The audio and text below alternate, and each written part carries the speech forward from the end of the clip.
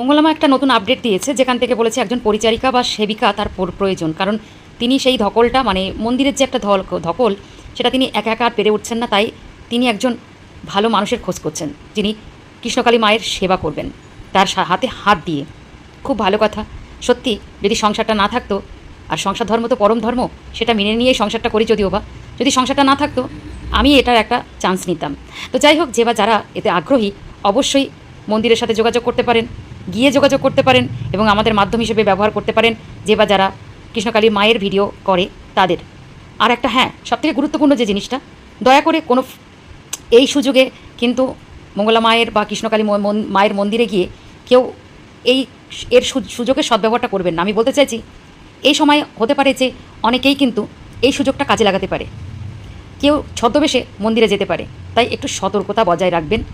আমি মঙ্গলামাকেও বলবো, যে বা যেই যাক না কেন, তার সমস্ত কিছু আইডেন্টিটি প্রুফ সহ তাকে রাখার জন্যে অনুরোধ করব। আর দয়া করে সত্যি কথা বলতে কি, আমি সবাইকে রিকোয়েস্ট করবো, এরকম একটা সুযোগ, সুবর্ণ সুযোগ কেউ হাতছাড়া করবেন না। তাই তাড়াতাড়ি মায়ের মন্দিরে গিয়ে যোগাযোগ করুন, বা আমাদের কমেন্টে অবশ্যই জানান কে ইন্টারেস্টেড। তো এটাই বলা ছিল।